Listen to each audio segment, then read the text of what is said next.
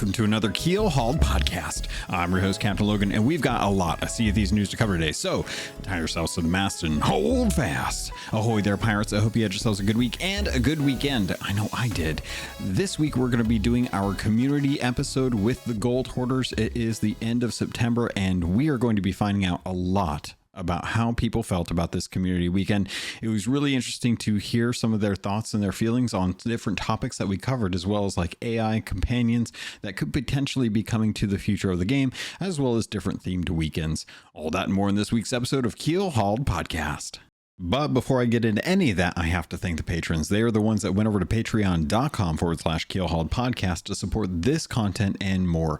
If you'd like to do so, you're always more than welcome, although it's never necessary and it's always appreciated. So I like to call out the patrons, especially if they can't make it out to these episodes as the captain tier. Actually, let me go double check this because I think I actually changed the tiers in the actual patron. So there's actually new, believe it or not, I actually put in some time this weekend to change the memberships. So memberships are now set up to have a captain at the $5 tier and a gold hoarder at the $10 tier, which will actually have the call outs on the show, the private community on Discord, as well as the community episode that does give you access to the guilds as well too. So the first guild and the second guild still have, they're working in tandem.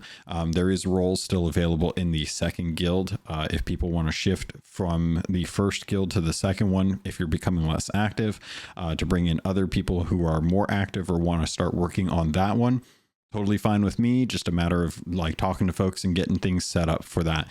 But I do have that set up now, so definitely feel free to jump in if you'd like to support. Always appreciated, never required. But going back to the names, I want to call those out so that everyone knows how much I appreciate them and who the people supporting this content. They're the producers, they're the captains. So thank you to A Chick, Toast, L Cute, Balls, Blue Turtle V1, Captain Chonky, Captain Longsharts, Chateau Noof, Super Pack, Zombie Killer, Cloud, Cosmic Johnson, Static Amir, Davram TV, El Jefe Esteban, Godhammer 6, Jorby Jorbs, J Hood, Carl Embo, Kylea the Aficionado, Lumpy SRQ, Evil Morpheus, Space Admiral Ors, Xbox Mike 29, Mutinous Max, Norwegian, Regis Stella the Brony Pirate, Ribloid, Rust Belt Kid, Scamel 666, Captain Dasm, Tommy D, TN Professor, a new patron who I'm going to say is Wesley Cruz. It almost messed with me because I want to say Wesley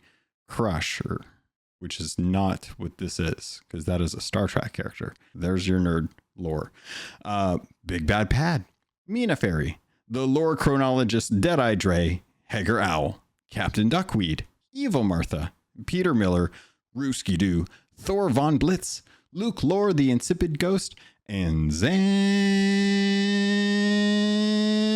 Wow. It's like a Doppler effect.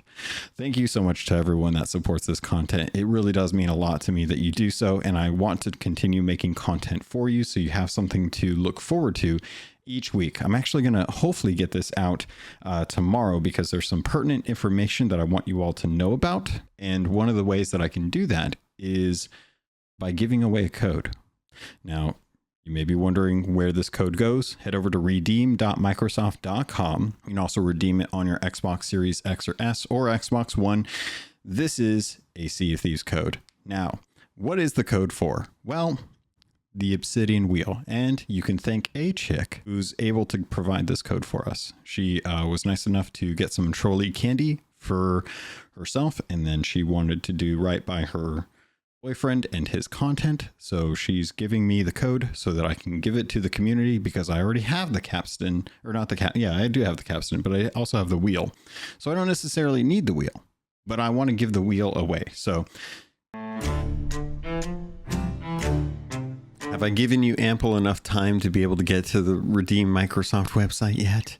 I hope I have. I hope you're ready because this is the code. Also, before I get into it, thank you to everyone who takes the opportunity to actually redeem it. If you do get it, definitely let me know somewhere on social media so that folks aren't wondering. Always appreciate it. Or take a photo of it so I can share it on social media and be like, hey, look what someone got today. This is awesome. So anyway, here's the code.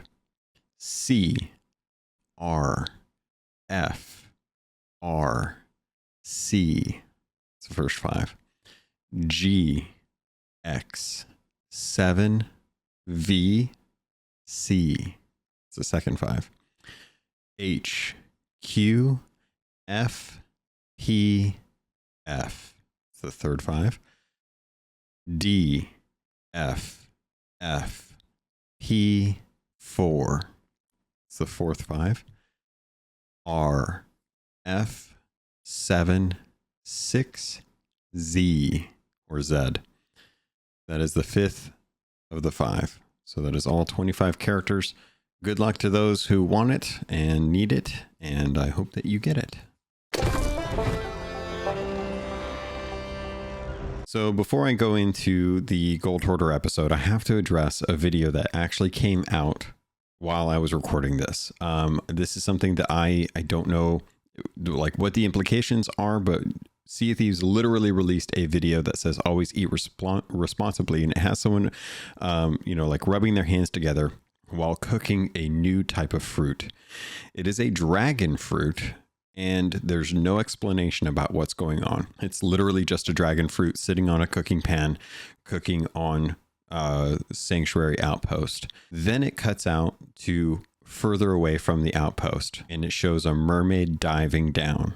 I don't know for sure if this is what this means, but I think that we're finally getting the functionality to hide our mermaids in Sea of Thieves.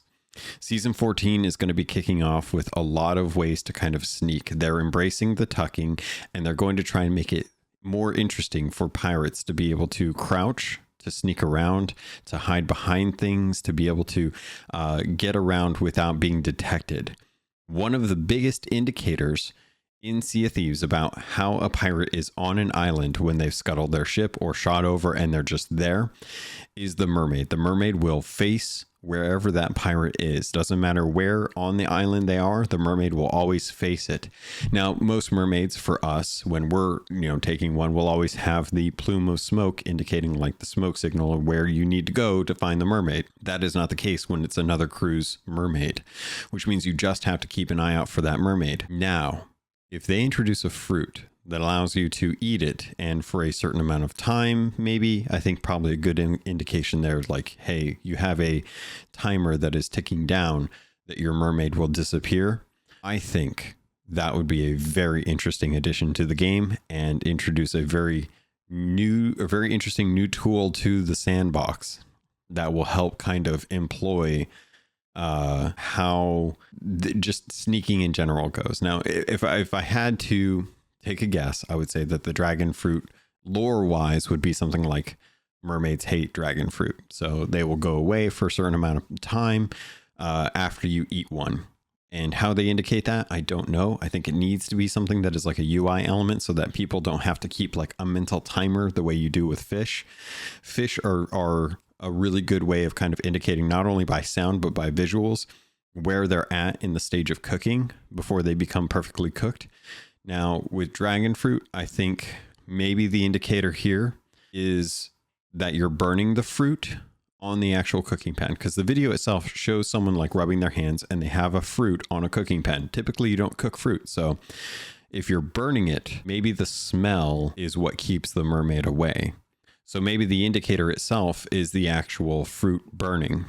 Not something I would really like, because if a fruit is burning on a stove on an island, that's just as big of an indicator that there's someone there as a mermaid. So I'm hoping that's not what this is indicating. I'm hoping that it's just one of those things where if you eat it, you have a certain amount of time where your mermaid goes away or any mermaid goes away. But I don't know how that would work with crews. So now that I think about it, maybe it does actually deal with it burning. And that's the reason why the mermaid goes away. But I'm not a fan of that, because that then you would just see like people burning fruit on an island. And if that's the case, then you still know like someone's there. Because even if they're cooking, even if you just light a fire, it still shows some smoke. So I don't know. I'm still a little mixed about this. We'll have to find out more about this, but amazing that like 2 hours ago we didn't know about this, and now we know about this, and you guys get really fresh, really fresh takes on this. I can't wait to talk to the gold hoarders when we know more about this next month. And with that, let's get into the actual episode.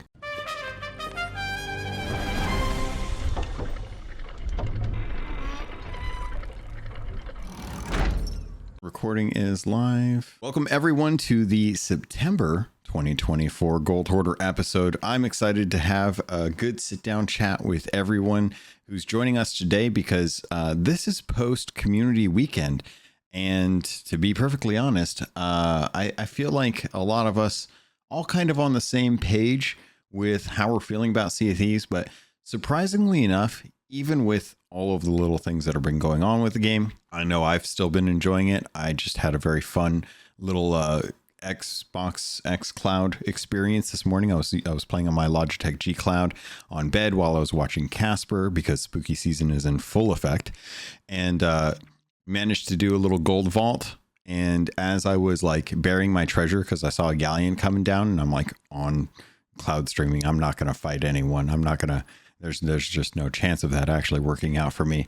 So I sailed my ship off. It got krakened. They got distracted. I went back, dug up my treasure, grabbed the key, grabbed the rowboat, rowed over to Crescent Isle, got the vault unlocked, went, turned in my treasure. They sailed around looking for me, trying to figure it out.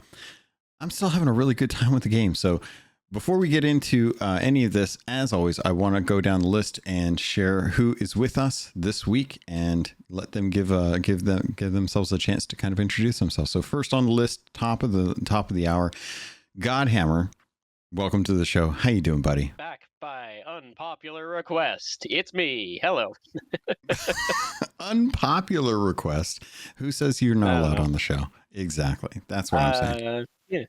No. Next up, we've got Norwegian. Norwegian, how you doing, buddy? Doing great. Hope everyone's doing well. Happy almost fall. Almost there. We are full on like past the fall marker, September wise. It's still 110 degrees here in Arizona, so it is not fall yet. Yeah, but Arizona, we don't really get seasons in like Arizona. It's summer up until like Christmas, and then we get 2 or 3 weeks of like rain, and that's our winter, and then it goes back into summer. It's about right. I do not miss that place at all. Next up, we've got Regis Stella. Regis, how you doing? I'm doing good, very good. It's for those wondering, the last month has been like absolutely freezing, like winter has never left. So yeah, I'm enjoying the spring.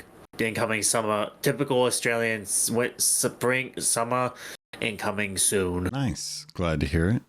Static, how you doing, buddy? Back by absolutely no demand whatsoever. It is me. I demand. I'm doing pretty everyone good. Here. Yeah, good to hear. It's a nice, beautiful, sunny day outside here in Wisconsin. About 75-ish. A little too warm for me. 75 is too warm. I will take 75 any day of the week. It is currently 88 degrees in sunny California, and ready for it to be a little bit cooler so I can keep the door open and just enjoy the nice cool breeze. Speaking of cool breezes, I've been having a good time in Sea of Thieves. Like I mentioned earlier, I've been sailing around working on commendations. I think I have 2 gold vaults I need to unlock to knock out most of the gold hoarder stuff that I have to do other than the raid voyages. But that was all stuff that I was kind of working on during the community weekend outside of pop-up plunder, which I have some really good tips for that. Thanks to a chick who was sailing around with me. And I wanted to get a gauge because last week I was pretty honest with how I felt about the game. Even though I'm having fun with it, I felt like there were a lot of things that really needed to kind of get out there and get off my chest. So I wanted to kind of open it up to the gold hoarders because I trust your guys' opinion when it comes to the game beyond just my perception, because I watch a lot of streams and I know streams tend to be catering towards making content, but I don't get to really chat with like people outside of social media or like in the game itself when it comes to how they've been playing, how their experience has been and stuff. So I wanted to open up the floor to all of you to kind of get a gauge on how was your community weekend? Were there any highlights, or was there anything that was troubling you or bothering you that you wanted to kind of get your 2 cents in about? So I'll open it up to whoever wants to jump in, and we can have a conversation about it if you'd like.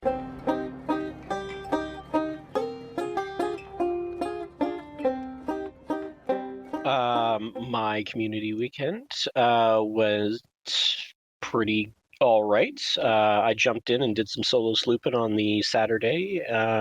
Nothing major really went down that day. Made about $1 million thanks to the accelerated golden rep. Then on Sunday, I had my traditional stream. No Wailing Witch, unfortunately, but Rainbow Sam and I went out and took on the world. Well, we were just doing our thing, and then other people tried to take our stuff. We sunk about 4 boats that came at us, made 1 little alliance, and in total about 2.8 million gold. Nice. Between what we sold and what the alliance boat brought in. Yeah, good sale. I mean, beyond 1 or 2 disconnects that reconnected real quick, nothing really happened. Nothing. It was a fairly standard sale. That's awesome. I feel like I kind of made about that same amount of gold as well that weekend and stuff. Anyone else kind of jump into community weekend and have any stories that they've remember? I just spent my community weekend just watching the streams, just trying to boost those numbers and get those drops. So I didn't play the game, but I did support, like, trying to get that obsidian table. Yeah. Did you guys get that for the 4 hours this last week? Oh yeah. Funny you should mention it. Like, at first I was like, okay, after the Twitch drops we got afterwards, we're gonna spend another hour trying to get the bloody table during the community weekend. What I didn't what the devs didn't say was, oh, you gotta wait till community weekend's over, then you gotta watch another 4 hours worth to get that table, and then maybe you get it. I don't know. Could have been they could have been a bit more clearer on that front, but I don't know. Just more clearer, please, next time, Rare, if you're listening, which I know you were, because yeah. Go ahead, Static, jump in. So typically when they throw in that 5th one, like you have to rewatch the 4 hours, but it speeds it up in like a 5-minute increment if you already have the other 4. My problem that I had this time is it never gave me the option to continue to watch Twitch to get the table. So after I watched my 4 hours and then I found out that the community hit it and then I logged back into Twitch, it just wasn't an option to get the table. So I actually didn't get the table, which is a little upsetting. So I may need to check the days on this, but the thing that happened with that was they did not unlock it until the actual day after. So from Monday to this Monday, I believe is when it's going, the 30th. Let me double check the campaign on Twitch. You can it's still available. You can still get it because they put it out for a month. So the thing was they wanted to give the entire weekend for you to be able to unlock it. Once you had unlocked it, regardless of if you got the Twitch drops or not, doesn't matter if you had to watch the original 4 hours for the Twitch drops. Everyone has access to get the table. And the let's see. Oh, I missed the reward for the. Oh, I already had that. Never mind. So the Obsidian Captain's Table. Oh gosh, it doesn't let me see the actual campaign. I'm trying to look through Twitch. Yes. Okay. So until Monday, September the 30th at 4 a.m. Pacific Standard Time, which would be 7 a.m. Pacific or Eastern Time. The Captain's Table, you just have to go to any channel. As far as I know, it doesn't matter which streamer you're watching. You just have to watch someone that is streaming Sea of Thieves for 4 hours, and you can still get that table. Okay, well that's good to know then. That means I still have a couple days that I can do it. Yes, yeah, and I always recommend if you have a PC and you can throw open a Google Chrome tab and have the automatic Twitch extension from the store. It's free. You can always have it. It just automatically claims anything like points, channel points, any drops, things like that. Having that active while you have one of the streamers up, and just check on it, once in a while, just to make sure that you can, that the person that you're watching is still streaming. If you can find someone, I typically go to Fuzzy Bond because he usually streams for very long sessions. He's usually a good go-to. So is Freyline, Boxy, some of the bigger streamers, typically ones that you can count on them being their full-time job, as opposed to like me, who hops on for a couple hours late at night when no one's awake. So definitely make sure you're getting that Obsidian captain's table, because it's actually really nice looking. I'm not going to lie. So aside from that, we kind of got off the topic. Regis, you said you were watching the Sea of Thieves streams just to support and try and get the drops and stuff like that. I didn't get to actually watch the Sea of Thieves stream itself, but I heard it was pretty fun, and I scrubbed through it while I was doing the episode, and it seemed like everyone was having a good time with it, and they were kind of engaged with the devs hanging out for this time as they were going from team to team to team for their little competitions. Yeah, well, I haven't seen the streams where the devs personally, get on the streams, because like their daytime is my nighttime, so yeah, sorry to say that, like I can't exactly, like I get up at 2:30 a.m. in the morning just for the Minecraft thing, because my sisters are playing Minecraft on the regular. Yeah, but yeah, I can't stay up for that kind of stuff, because sleep is important, and I don't want to lose sleep, because 24 hours is makes you drunk, makes you pretty much drunk. Okay, yeah, I see the stream now. Yeah, they are watching it right now. In fact, they are live. They're doing a charity stream in support of World Heart Day. So if you guys do need to get that drop while you're listening to this, or while you're actually what's it called, in the chat, definitely jump on there. Make sure you're getting some time in on that captain's table if you need to. Static. So yeah. Speaking of the community event, I'm curious to know, I had a really good time with Pop-Up Plunder, but did anyone else really engage with the Pop-Up Plunder and check out the community crate that they had created? I had a chance to take a gander at that. Had a little bit of difficulty with, number one, I didn't know that the Pop-Up Plunder maps were being issued on Twitch. Thank you guys for helping me out on that one, but for the most part, everything else was pretty good. It seemed like a really good community. Yeah, I got a chance to get a community crate out of a dig. Actually, this was on my Saturday when I was sailing solo. Got a community crate out of a dig, and it had 5 wraith balls in it. So I ended up going and committing revenge with a fellow Grog member who joined my boat. Thank you, Bighorn, who hopped on my boat, and we used the wraith balls to get revenge on somebody who sunk me at Skull Fort. And the added bonus of helping Bighorn get his commendation ticks for wraith balls fired upon other players, which was fun. The other Pop-Up Plunder story I have was their second last one that they dropped on us, and they got me good, because it was a map that showed off Old Faithful Island, but the clues were all 4. And if you had been paying attention, and you were much cleverer than me, you would have realized that they are all the symbols that are used in Art of the Trickster. And you see what they're getting at. Tricking. They tricked us. They tricked me. They tricked me real bad. So they sent me all the way to Old Faithful. And if you were just clever enough to read the symbols, you would know that all you have to do is go to the part in Art of the Trickster where you mess with the skeletons inside that cave, and then you just dig under that cage that lowers from the ceiling. And it would have been so easy, but I'm not a smart man. No, but that's okay, because all of Discord and all of Twitter were also completely stumped by this, so I was in good company. How long did it take for somebody to find it? 45 minutes. It seemed like it was a while. Oof. It took 45 minutes. I know this because I was actively hunting this thing, digging on Old Faithful like a maroon for 45 minutes.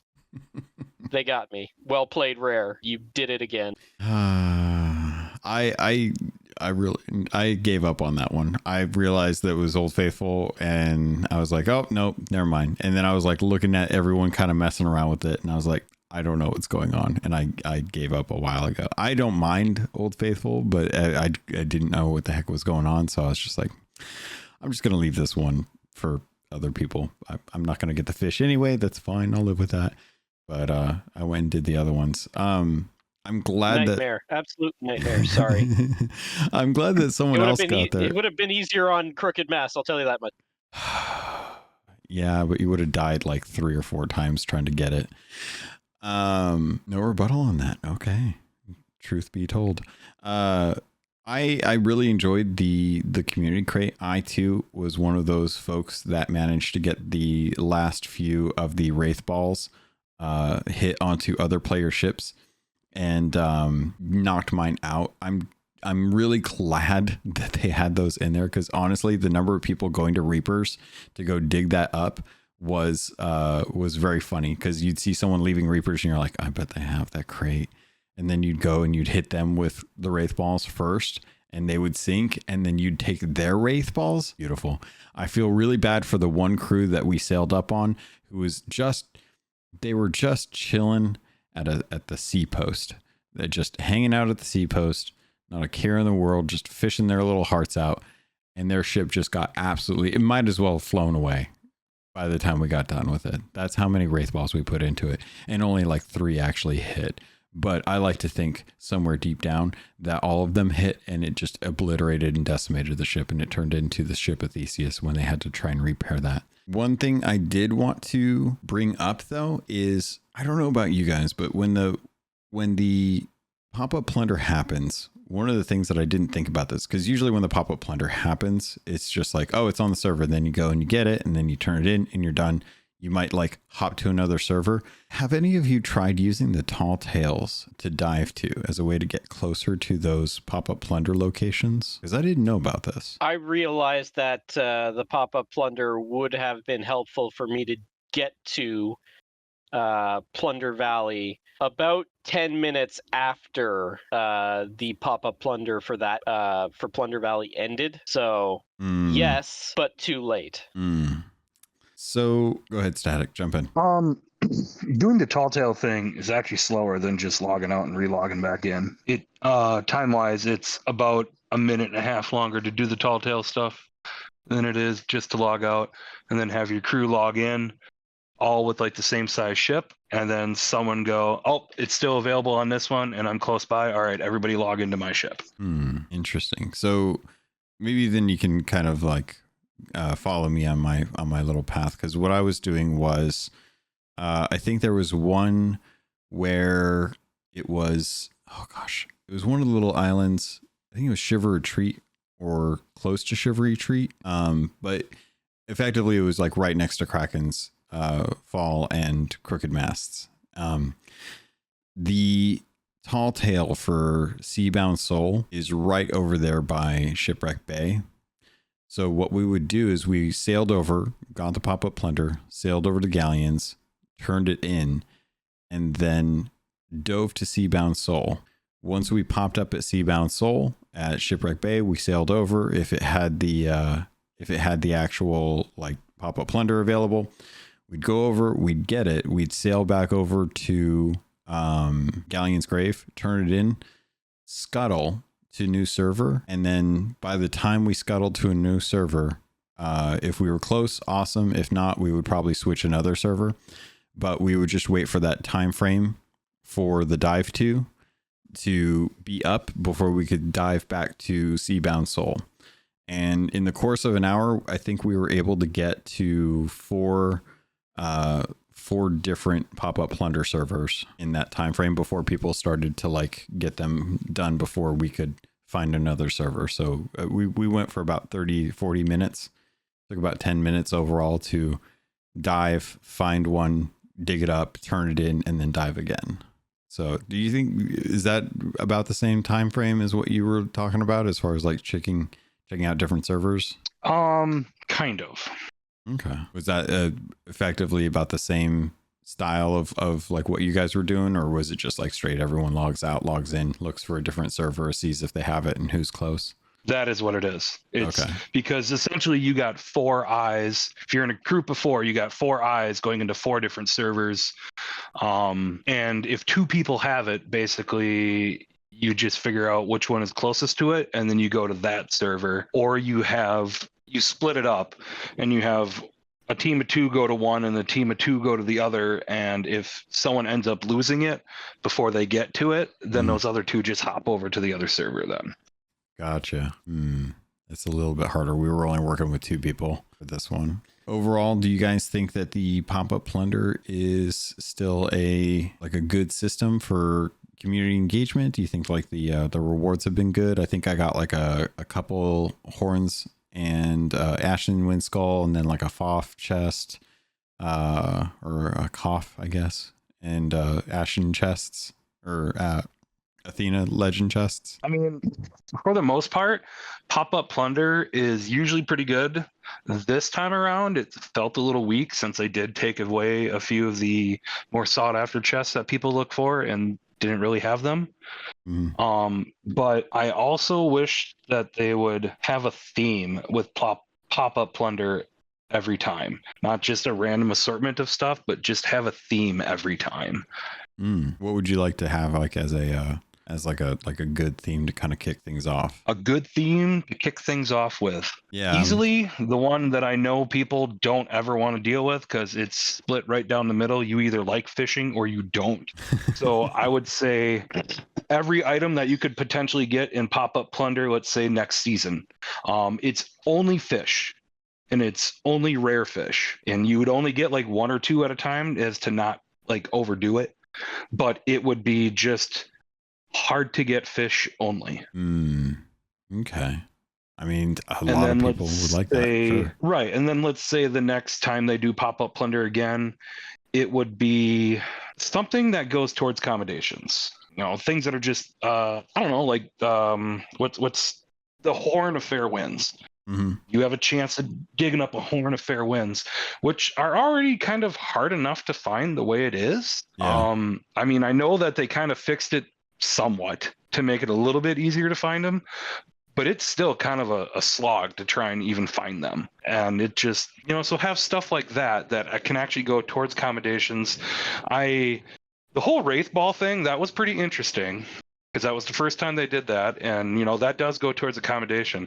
But there is something that kind of lets you down when you go for a pop-up plunder, and then you dig it up and you're like, cool, gold hoarder stuff. That means nothing.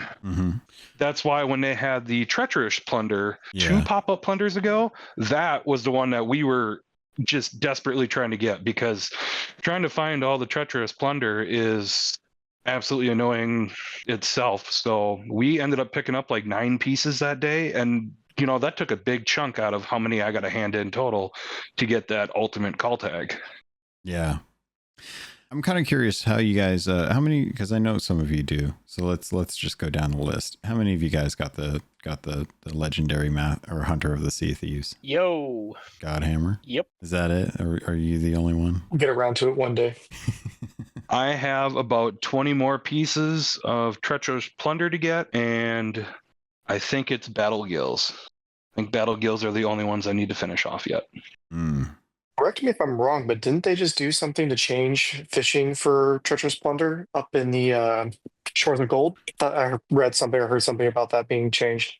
There was a bug that came in when they introduced the patch prior to Community Weekend that broke fishing on Tribute Peak. You just could not fish, period, in any of the ponds. After the hotfix came in on Friday, that fixed it so that you could go back and actually they fixed the fishing rod, thankfully, because it was causing people to I couldn't fish on boats. I was literally like glitching through things every time I brought my reel back in.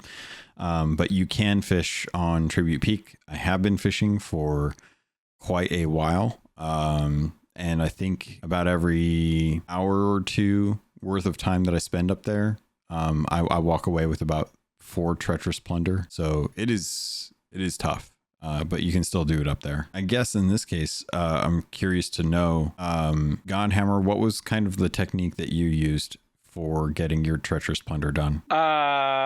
For quite a while, it was literally just luck, casting out, and then for the last 35, I think. The majority. Yeah. We did Tribute Peak. There's a funny story for one of those. I was on with another Grog member, Neo. He had just gotten his bones, and he was looking through the commendations, and we were both sailing around, and there's one for fishing up there's a specific fishing up specifically fish bones while wearing your skeleton curse. Oh no, don't tell me this.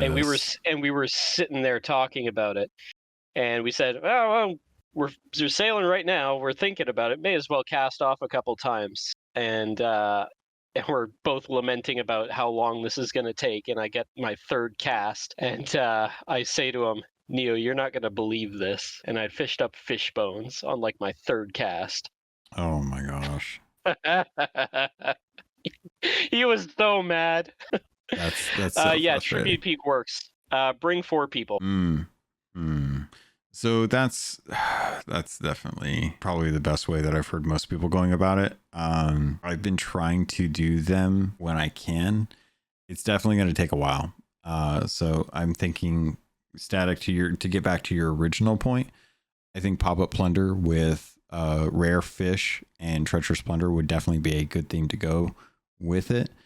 I'm curious to get you guys' thoughts on this. As far as like the themed weekends, we've had like the Reaper fight nights, we've had like Golden Glories, we've had other nights where we've had themed kind of weeks or weekends, and they've been doing a good job of having each weekend be something relatively like unique to itself. Are you all on board with the idea of us getting themed weekends to kind of do like something interesting for each different trade company? And hopefully, we'll actually be able to kind of work on specific ledgers during that time. Absolutely. I think that's a fantastic idea. 2 reasons. It kind of entices people to play factions that they wouldn't normally play. I mean, obviously you got your newer players that are trying to get to 50 and everything, but then you got people that just never touch gold hoarders or they never touch merchants. So having merchant only for a weekend, everything is doubled. Reputation, gold, anything you do merchant wise is doubled. That entices people to go do that. And then it also entices the Reapers to get those flags that they need for the accommodations. I definitely need those. Also be good to be drawing more people in. You get any type of event, say fishing, like who wouldn't show up if they increase the spawn rate of rare fish? To his point, Order of Souls or any of those, it would definitely draw more people to it and just get that rotation, get people more interested in gameplay. Yeah, definitely. I think like that would help out to Static, to your point, with having Order of Souls or Merchant or Gold Hoarder on a regular basis as far as like a bonus weekends.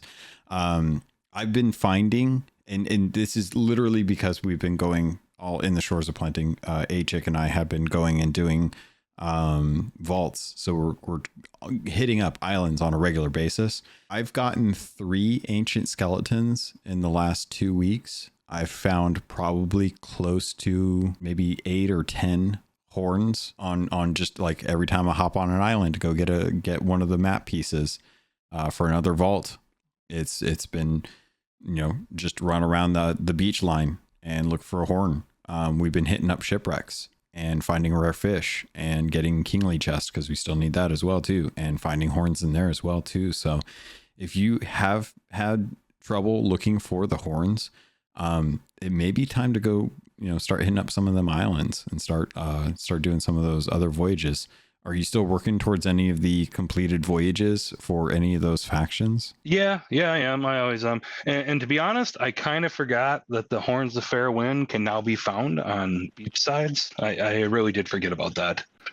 That's the best way that I found them, honestly. Like that is hands down, like wandering along the beach and finding one on the shoreline is 100% how I've gotten pretty much all of mine. I think I've only gotten like maybe 2 of the bunch that I have turned in from actually going like below the water. Goldhammer or Godhammer, sorry, you were gonna say something? Yeah, I'm a big fan of these weekends. They're just handy for. I know there are a lot of newer players out there, and it's good for them. I like them, especially when they roll back over to Hourglass nights or Hourglass weekends. Those are great.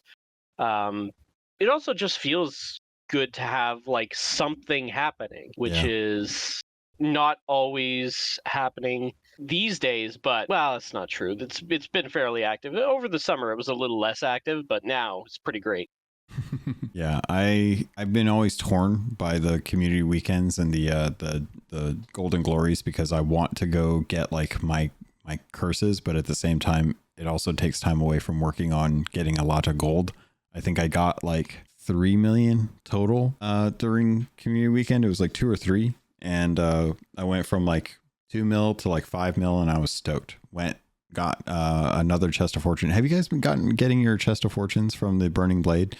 Because I don't know about you, but I've been just when there's an unoccupied Burning Blade, sail over, shoot over, grab the chest, throw a bone collar, let the skeletons hash out whatever differences they have, take the chest, hop off, get on board, go turn it in. Like, it's been the easiest chest of fortune I think I've ever had to get. You must be the one that's stealing them in front of me in every single server when I find one of those ships. Because every time I jump on right now, that thing is gone. Everything's there, but that stupid chest. Thank you, guys. You're good pirates. Oops. Did I do that? I still think this one takes more investment in time and effort than the Fleet of Fortune. Fleet of Fortune is still the easiest one for me. Yeah, but are we talking like when the skeletons forgot how to repair, or are we talking like the normal fleet? Both. Both? Really? I mean, I was finishing those fleets in like under 15 minutes. I'm getting a FOF chest in like 5. I'm usually going out solo when I'm stealing it from the ship, because otherwise I'll just take the Burning Blade with me. No. And well, the last time I did it solo, I had to jump off, get on the Burning Blades, hide the chest on a island because my ship sank, because it went after it like a rabid dog and took it down. I had to sail back, grab the chest, and leave and sell it. Yeah. See, that's I literally, we shoot over and I go down, grab the chest, run back up, and then hop off and then wait to get picked up. Well, it's easy when you have a partner. Come to join me, crew lad. Welcome aboard. Well, maybe that'll be something that we'll have in the future. I think AI shipmates are coming. Oh God. I think it's a thing. I think they're going to try and allow players who want to sail solo but want to have help making their way. I think the Burning Blade is just the testament to how well that can or can't work. Depends on how it's implemented. Like, are they ghosts? Are they like actual physical forms or something? I don't know. I kind of want them to be I don't know. I kind of want them to be dependent on the emissary flag that you throw up. Like, they'll probably have to steal all our play data to train the model. I mean, they already got the Burning Blade ones right there. I mean, I'm okay with AI with players, but only for the solo players, because they're the only ones that would truly kind of need it. And there would have to be restrictions on the AI. Like, it can't leave the ship. Like, it can harpoon and it can also use cannons and stuff, and it can bilge. But like, you couldn't bring the AI with you on the island. Like, while you're going to dig up something, like it would just stay and patrol on the ship or whatever. But I think it would be an okay idea if it was only for solo players, because the whole point of dual slooping or either brigs or galleons is the fact that you have the other players there helping you out. So let's take a hypothetical to the group here. Actually, first off, before that, I want to get Norwegian and Regis, your thoughts on those. I'm trying to picture something along the lines of what the skeletons already do on the ship and how effective that would be to be helpful with repelling borders. I'm just curious just how much it would be involved in the ship maintenance, just from sails or lifting an anchor if you get anchor dropped, just how much they would do. That's what I'm curious.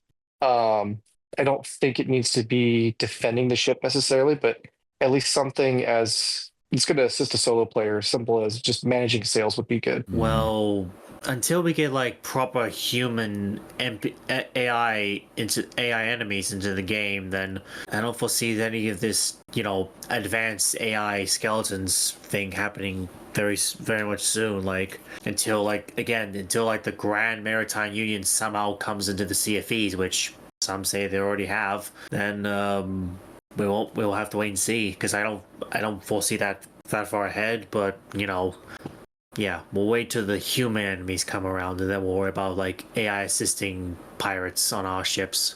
Okay, so let me throw out a hypothetical for you, because I want to get your feelings on this and see if you could see this as a use case or just something we have to deal with. Major black screen issues in the past. There have been times where crewmates have been completely locked out of the game after they die, or something happens and they can't get back and they have to shut down their game and then log back in. Could take up to 5 minutes, could take up to 10. It's hard to know like how some of that works.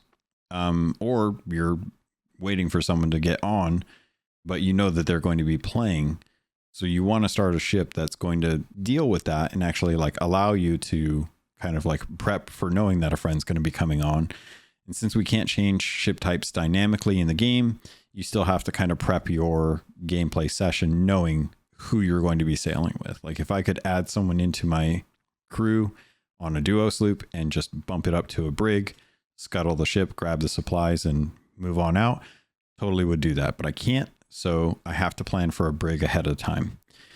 Do you all see there being a use case for having an AI, which would effectively be what the Burning Blade does now, with maybe like managing sails and raising anchor as kind of like the additional actions to the AI? I don't know that I would necessarily want them to be able to harpoon stuff, and I don't necessarily want them to do something as complex as guarding ladders, but I do want them to help out with like raising the anchor, lowering and raising the sails, angling the sails, maybe not even raising the sails, maybe just angling the sails, to try and help build in a little bit of a buffer while you're either waiting for a crewmate to come on, or they've TC'd and they're having issues with the game. Maybe they just lose power or internet, and you want to have that option so that an AI crewmate can come in and help try and fill the space in the meantime. Is that a good use case, or is that too much? Yeah, I wouldn't mind that. I think it almost sounds like what you're describing is something that would go into safer seas and not necessarily the high seas. Seems like they want more player interaction, more go find a crewmate than to go that route, I would say. I could see that doing really well in safer seas. Static, Godhammer, either of you have any thoughts on it? Yeah, typically if I know a friend is going to be joining me, I just don't set up a boat until he logs into the Xbox Live party chat. Otherwise, you just end up getting everything ready, and then someone could just roll up on you and you just lost all that supplies that you just put into it. Or either I log into the game and I don't buy supplies. I usually just run around the island, do whatever it is that I normally do, but I just don't supply up the ship until they physically log into the game. And once they're on the ship, then I buy all the supplies. But because supplying up your ship and stuff like that doesn't take very long. It's mostly just running around, on Xbox, click X on this, click X on that, and you're like, done. All right, let's go. And that's about really all it takes. So I typically just wait. Godhammer? No thoughts that I can articulate well at this moment. Fair enough. Well, I guess in that case, it's kind of up to the devs to determine how they want to implement it, because I do think that is something that's coming. I think it's something that started with A Pirate's Life. They saw the success of solo players being able to access content without necessarily needing to manage everything on their own. I think we've seen that progress all the way from the skeleton fleets when they originally created skeleton AI on ships, now up to the point where we now have AI crew members on the Burning Blade. I imagine this is something that is just going to naturally make its way to the player access, where we can have it on demand, especially if you're someone who likes to sail on bigger ships, but don't necessarily have friends around or don't have crewmates who can jump on, and really think that AI is going to be a lot safer than open crew. So kind of my thoughts there. I don't know if anyone has any other thoughts that they want to share about that, though. I mean, at least having an AI crew member, you know that they're not going to deliberately set your boat on fire, unlike open crew. Yeah, Oh, that or should be drop turned the on. anchor. An AI crew is a massive improvement over an open crew, yes. So say you want to sail Just a send brig your or own a gun. crewmates to the brig. Send your skeletons to the brig downstairs. throw puke on your AI skeletons. So in that instance, do you think like, hey, I want to sail a galleon today. I want to have fun. I'm not expecting me to be getting like really sweaty dealing with, streamers or hourglass, but I like the way the galleon works, and I do like having that ship with all the decorations and stuff. I just don't have 3 other people to be jumping on with. I maybe have like 2. And 2 manning a galleon, while possible, is a lot of effort. I think I ran into a 2-man galleon the other night, actually, and you could tell because they were ramming into rocks, and they were having a hard time trying to track us or like get us down. And, shout out to those 10-year-olds who are ambitious in life. But I think having like a couple AI assistants, would be good in certain occasions. I think Safer Seas is actually a brilliant way to introduce it and give that as an option to Safer Seas. I would definitely go test that in Safer Seas to see what that's like, but not necessarily bringing it to high seas until we've seen like the implementation, had community feedback. It always kind of goes back to that idea of, I wish we had ways to discuss these kind of things if it was something that was being tested openly, so that we could actually like have a discussion, say like, hey, as a community, how are we feeling about this? Yes, no. How are they going to implement it? Is this something that they need to invest time in, or are there other things that we would like to have seen done with the game that go beyond the scope of what they're planning to do already? But kind of my thoughts there. I don't know if anyone had any follow up on that.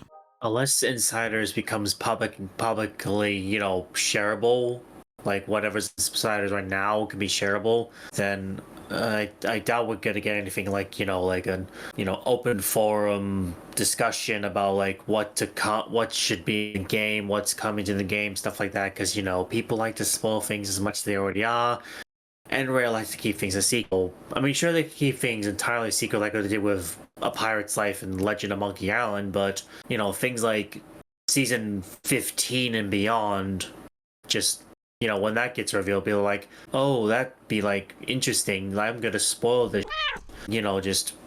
But again, unless it becomes public, the Insiders becomes like publicly available to like not only access but also to discuss publicly, then I don't see it. Yeah. Godhammer, I have a question for you. Yo. I did mark the timestamp on that, by the way, for the cat meow.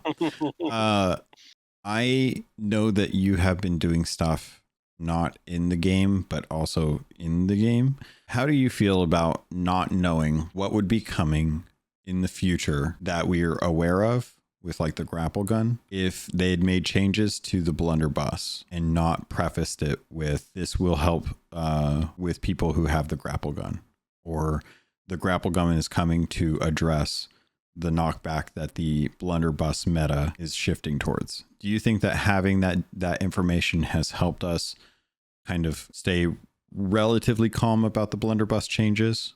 Or do you think that it is something that we don't need to know what the grapple gun is, and whatever comes, and how do you feel about like having that knowledge now, knowing what they're doing with the gun meta?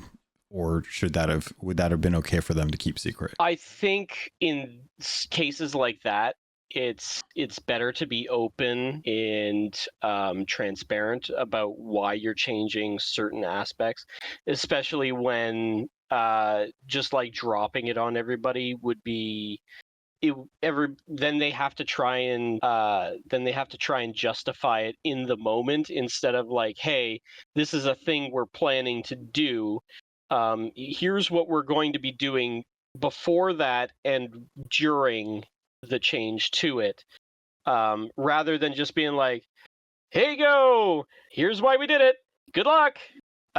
So it's always, in that case, I feel better to just like ease people into it instead of just having a shock to the system and better manage player expectation to it rather than just throwing you into the new reality without any heads up to it. Was that generally the question? Yeah, I think Okay. that's kind of where I'm going. Is I want to know if story, lore, adventures, tall tales, things like that. I feel like I'm comfortable with those being kept secret because they can be worked on and tested in private, and that's something that will eventually kind of reveal more of the story and the lore.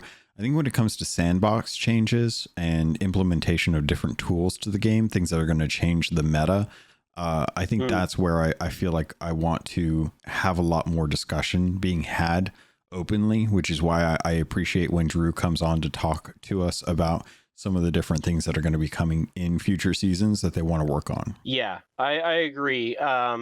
Just having that open line of communication, because there are a lot of reactionary elements to the fan base who simply just do not want anything to change about how the game plays right now. But some of those changes are healthy for the future of the game. If everything's stuck at the exact same way, you can't really progress or try anything new. And yeah, just knowing that ahead of time gets people in the headspace to like accept those changes. Not everybody likes having the changes straight up, but I think knowing ahead of time that this is going to change, and also that there's the possibility that if things don't pan out quite the way they expect it to, that they will change it back, is good. Norwegian, I noticed that you put something interesting in chat. Do you want to bring up that point? It's kind of the issue with marketing. It's as soon as you announce something, you're putting a clock on when the expectation of that product is going to be coming out. By keeping it closer to the chest and not disclosing what you're wanting to do, that gives you more free time to investigate it, make sure that you've ironed out all the bugs so you don't have to do these emergency patches right after an update.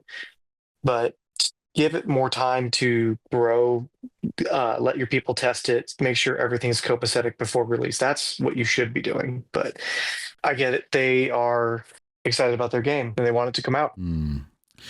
I don't disagree with that point either. I think you're right. I think that it is very tough for them to say, hey, this is coming, or we're working on this, and have that start being the expectation of like, okay, well, they said they were going to do captaincy back in December of 2017. When are we finally getting captaincy? And it took a long time, and it came out a lot more, or there was a lot more to it than when they actually proposed the idea or had the original inception of it. But it still was like, was it everything that everyone was hoping for? Static, you bring a interesting topic up. I think you maybe want to bring up in chat. What I posted in the Gold Hoarder chat. Yeah, honestly, when I watch the updates, I am mostly distracted by Drew's sweet space tattoos. That man has a ton of ink. And a lot of it is Sea of Thieves, a lot of it is space, and a lot of it is muscles and tendons. But him and Craig Duncan have some sick ink. Like, I'll admit, looking at his tattoos, I was like, dude, that space scene is awesome. And then I sit there and I know where some of the ink has been and go, no thanks. That is very painful areas to get inked up on. Yeah, I don't know that I would want to have to be in that. I don't want ink there because it definitely does hurt, but it is definitely really cool to look at. All right, was there anything else that you guys wanted to jump into with community weekend? I know there were some comments going around about how people felt like this one was a less engaging community weekend. I pulled the numbers for as many community weekends as we had in past seasons. Going back a year, the numbers were actually pretty close comparative to last year's community weekend around this time. Whereas maybe in the last couple community update or community weekends that we've had, we've seen much higher numbers. So I don't know that there's anything to really you can draw out or point to But I will say that games typically ebb and flow a lot depending on the season that they're in. I think Sea of Thieves tends to have some of its stronger content updates during the summertime or earlier in the year, as opposed to later in the year when things are kind of calmed down and they're kind of like get things prepped up for vacation time, honestly. Usually a lot of devs go on vacation after like at the end of summer. So it really does kind of, and Godhammer, jump in. So Norwegian, feel free to jump in as well too. I think it's a perception issue. I still think that there's plenty of blood flowing in the game, new and old. I think one of the things that I've been realizing about my play experience these days is I'm a little less engaged than I was like in the last year. Mostly I'm thinking it's because I think the lack of story content is sort of I'm finding myself a little less engaged in the game because of it. During the year of adventures, I think I was at my most hype I was ever at about the game, just because there was always like an adventure coming out and something like, ooh, I got to jump in the game, check this out. Ooh, I got to jump in the game, check this out. Recently, the last couple days, they've started adding little lore journals about the sirens and their place in the Sea of Thieves on Discovery Ridge. Yes, Discovery Ridge.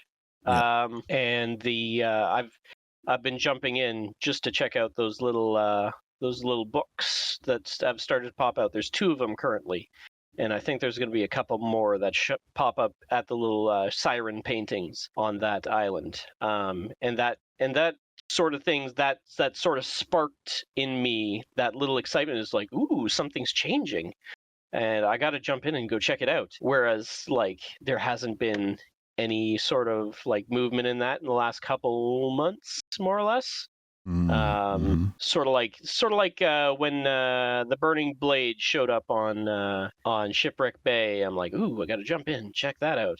Or Wanda's workshop got all messed up because they were starting the Dark Brotherhood, and her best friendship ended with Flameheart. Now the Dark Brotherhood is my best friend, sort of deal. All that sort of thing makes me more hyped to get in the game, check things out, wander around. And there hasn't been a lot of that with like the last 2 updates. But adding in like these little lore books gives me a little bit more hope that maybe some story content will start showing back up. It doesn't need to be big stuff. It could just be like, journals. See, a journal here, a change to the environment here, that sort of thing. I agree. So, go ahead, Static, jump in. Yeah, I actually wholeheartely agree with what he just said. I was more engaged when there were actual adventures. Actually, my friends were more engaged as well, too. One thing I'd like to point out is when Stitcher Jim was one of the Ashen Lords, really hoping they were just going to throw him in on the rotation of random Ashen Lords when they appeared on the map. I feel like that's something they missed out on. They could have added to the accommodations for the Ashen Lords, and basically, the same things they did with all the other ones. You gotta, take them down so many times or whatnot.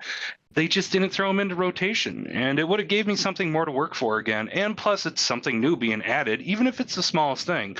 It's something new being added. But they kind of dropped the ball on that, in my personal opinion. They just didn't add it, and I was like, well, that was kind of a letdown, because the whole point was him becoming the Ashen Lord, and then you didn't utilize it. Yeah, that was a shame. I'm not going to lie. I really loved that adventure. I think that adventure needs to turn into a tall tale to round out the Seabound Soul content or the Heart of Fire content. I'm hoping that they'll have time to eventually go back into it. I do want to be a little hopeful though, because as you may or may not have seen, Sea of Thieves has been doing some teases. There's been some mystery stuff. In fact, they just put out a new video about 5 hours ago indicating that the trickster from the original Tall Tales maybe making his or her appearance. We don't necessarily know what it means, but there's definitely been a lot of like teases with some artwork that they're putting out. We're seeing now that there's new skeleton runes being revealed in the Order of Souls tents, and I kind of stumbled upon a bear trap on Sea Dog's Rest that has a little skeleton leg trapped in it. So I don't know who fell on their butt, but ouch. And aside from that, I think we're starting to see more and more traps out in the world, like actual traps, like actual bear traps, like trap your leg, like watch where you step kind of thing.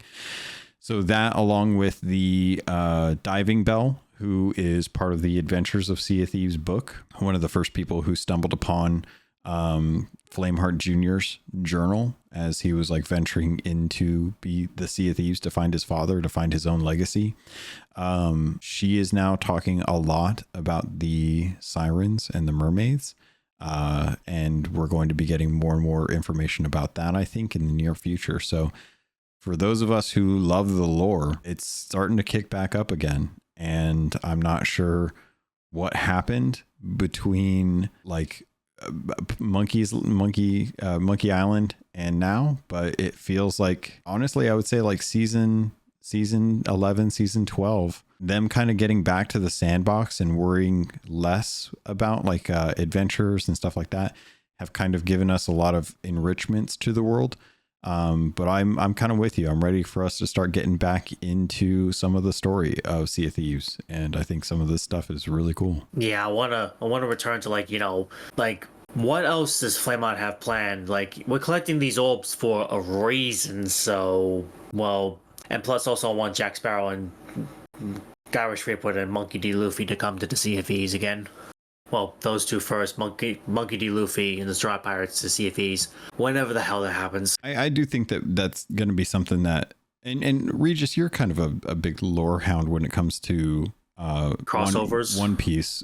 Are there any characters that you can think of that might tie into traps with One Piece? I know that Usopp makes his own, like, you know, traps because he's a trickster, sniper kind of character. But no one. Yeah, besides Usopp, I have no idea. Okay. He's a liar with a long nose. If you know the reference, you know the reference. Gotcha. Yeah. Okay. Yeah. Again, you need to watch One Piece, my good friend, or read it or whatever. I know. Start with live action. I keep making so many plans for other stuff. It's like it's. You remember I can't remember which was it. Was it Avengers? Was it Winter Soldier where Captain America is talking to Falcon, and he's like, Falcon's like telling him like all the things he needs to check out, and he pulls out a little book and he writes it in there, and he's like, all right, I'll go ahead and put it on the list. I feel like that's me with with content, man. At this point, there's so much to play and watch. I haven't even gotten into like any of the Agatha Witch stuff on Disney Plus, so like there's so much I need to get into, honestly. But yeah, I don't blame you. We can start the watch parties again if you don't mind. I definitely find some time and stuff like that. I know why don't we have like a Pirates of the Caribbean show? Why isn't that a thing? Is it just too expensive? It's probably too expensive. Anyway. So Disney never makes sense these days with Disney. Nothing does. Corporations, all that fun jazz. Okay, so yeah, I think we're Static and Godhammer Norwegian. I know y'all. How are you feeling about as far as like us starting to see more teases out about the lore with Diving Bell and the Trickster? I don't think that we're leading into anything super drastic at the moment, but I would like to see more. I don't think anything super big is going to drop in the near term, but for 3-4 months in the future, probably we'll start seeing some signs of life. I think they're just focused on getting season 14 out first. 14. Yeah, that's a fair point. Anyone else want to jump in on that, or you guys good on that? Yeah, they're teasing right now, but I don't think anything's going to come to fruition until probably January-ish, maybe March, when the anniversary rolls around. because that's when they seem to really kick it into high gear and just dump too much stuff on us all at once. Yeah, I'm kind of with you on that as well too. I think they're probably going to set things up. They may have like another orb stream. I think a lot of people were kind of sad that we didn't get like a proper orb stream. So if they could do that, I think that would be a great way to kind of set up the next year and kind of get some story coming at the beginning of 2025, leading up into the summer maybe. Well, here's my prediction for like if they do an orb stream, like, you know how the first time we got an orb stream, it was like the good guys had it, but we also got a glimpse into like the first hearing the voice, true voice of Flamon Jr. And then next year we got like the Reaper's Bones Toget and now captured and now like as Oracle. Well, I think that the next one, if there's gonna be a next one, mind you, that we're gonna get the Dark Brethren like, you know, stealing the orb and then like, you know, try to interrogate it for all its secrets, because we haven't heard from them in a while, have we? No, we haven't. Yeah. It's definitely possible. I like the idea, and I'm definitely down for it. Let's see. Looks like Norwegian has some kiddos. Anyone else have any thoughts, or I guess we've kind of covered everyone's feelings on that. Okay. Looks like Norwegian has to step away for a bit. Just wanted to shout out the community for always being helpful towards each other. Thank you guys, and enjoy sailing. Thank you, Norwegian. Sorry you had to head out. But yeah, I'm glad that we're able to get some story coming into the game. It was kind of fun to stumble upon the little bear trap and recognize it and know like that was something that's different. I think a lot of new players are not going to know that kind of stuff, but having a chance to get out there on the islands and kind of run around and see stuff, not only has it been really fun to get like the random ancient skeletons, but it's also been fun to kind of notice some of the different things that are happening around the world. At least in the Shores of Plenty. I haven't really spent much time elsewhere, but I'm sure that'll probably come and go as I shift over to different commendations. Is there anything else you guys wanted to talk about? Anything else that you kind of were thinking as far as like Sea of Thieves and what's been going on the last month? All right. Well, if you guys are good, then I'd say we're probably good here as well too. Let's go ahead and go down the list. I know Norwegian had to step out. Obviously, we try to keep this around the 1 hour mark so that people can have the weekend to their time. So I apologize for going a little bit over this week.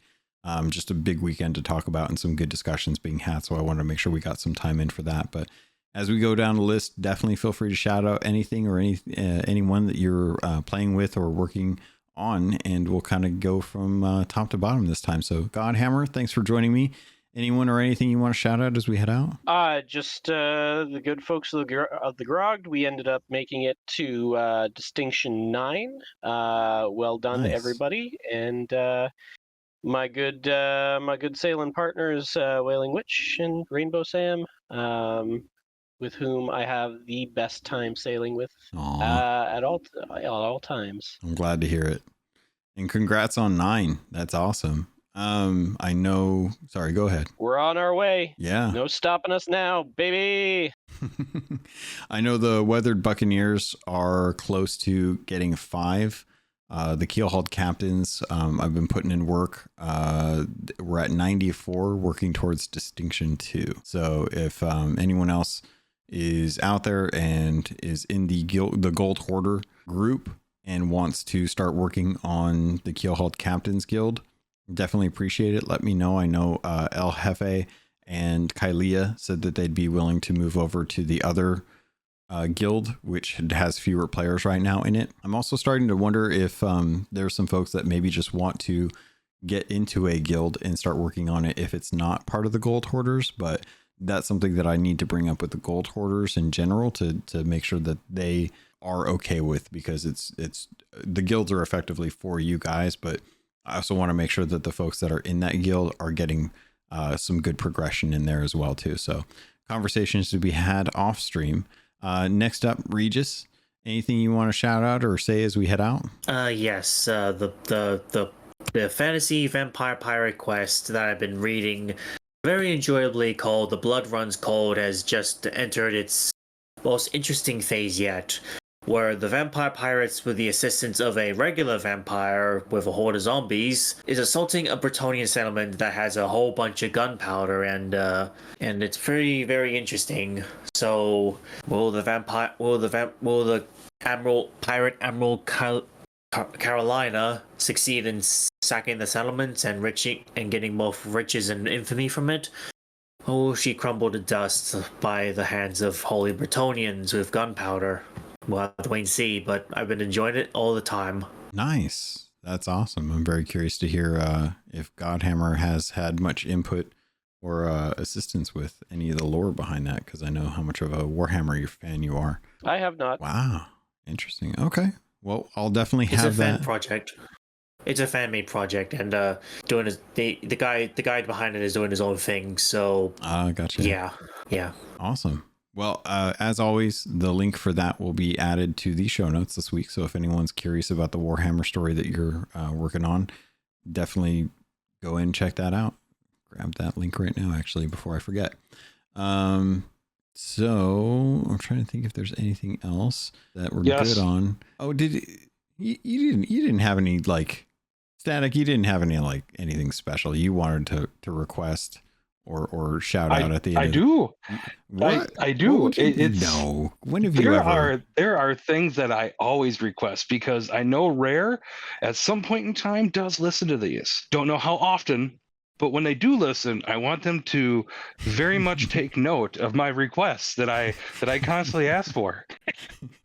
And that is, I want a pet crystal pig. All right, that's not too much to ask. I just want a crystal pig as a pet, and I also want my bagpipes added to the game. That is it. That is all I want. And I digress. I love that every episode that you're on, even if you're not on it, we try to call out the crystal pig pet and the bagpipes, which I'm pretty sure go along with the kilt as well too. Correct me if I'm wrong. Yes, that definitely goes with the kilt. There is so much that they could do for cosmetic wise with kilts, with all the different Scottish clans that are out there in this world. I mean, it's just unfathomable. You could easily get at least 40 different kilts in this game that honor Scottish heritage.